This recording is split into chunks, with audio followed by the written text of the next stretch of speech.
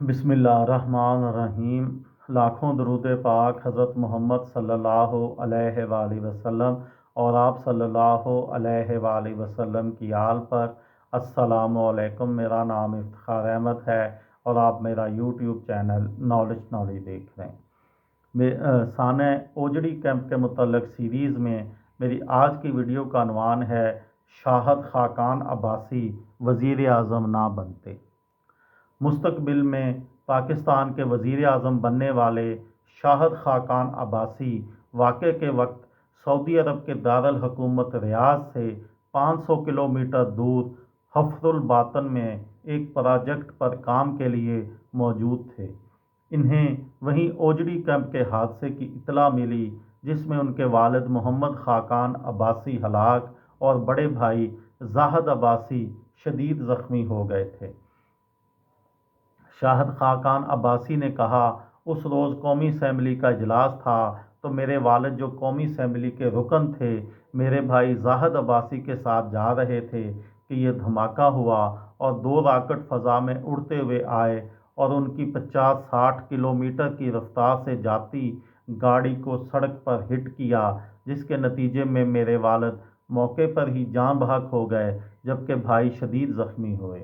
उनकी जान तो बच गई लेकिन वो 14 साल तक कोमा में रहे क्योंकि उनके दिमाग से मुंसलिक असाबी निज़ाम को शदीद नुकसान पहुंचा था।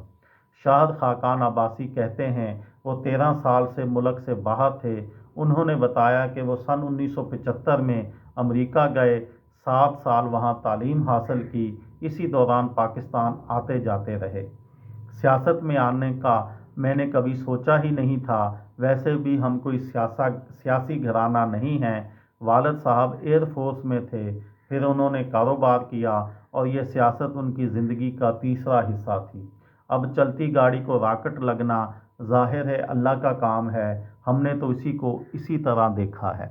शाहिद खाकान अब्बासी कहते हैं, ये हकीकत है कि क्योंकि मेरा कभी सियासत का ख्याल ना था, मैं जनाजे पर जब आया तो हल्के के लोगों ने इसरार किया कि मैं इलेक्शन में हिस्सा लूं। मैंने मुस्लिम लीग के टिकट पर ज़िमनी इलेक्शन लड़ा और जीत गया, लेकिन मेरे हलफ से पहले ही 29 मई को जुनेजो हुकूमत बरतरफ कर दी गई और इस तरह वो इलेक्शन ही ख़त्म हो गया। सन 1988 का इलेक्शन आज़ाद हैसियत में लड़ा और कामयाबी हासिल की। ये सफ़र तब शुरू हुआ और अब 33 साल गुजर चुके हैं और आगे ही आगे चल रहा है। ओजड़ी कैंप के हादसे की इंक्वायरी रिपोर्ट सामने लाए जाने के हवाले से शाहिद खाकान अब्बासी कहते हैं, उन्होंने इस मामले को छोड़ दिया था। मैंने देखा यहाँ जो सिक्योरिटी की सूरत हाल है, यहाँ फ़ौजी हुकूमतें रही हैं, वो अपने मामलात के हवाले से कोई गैर जानबदाराना फ़ैसला नहीं होने देती और शायद हर मुल्क में यही मामला होता है, इसलिए मैंने मामला अल्लाह पर छोड़ दिया है। वो कहते हैं, हमारे यहाँ इंक्वायरी का मकसद मामले के हक़ाइक़ को छुपाना और असल मुजरमों पर पर्दा डालना होता है। जब मैं वज़ीर आज़म बना और इससे पहले भी 1990 में जब हमारी हुकूमत आई तो कहा गया कि रिपोर्ट सामने लाएं, लेकिन मैंने कहा अब कोई फ़ायदा नहीं, जो होना था वो हो चुका।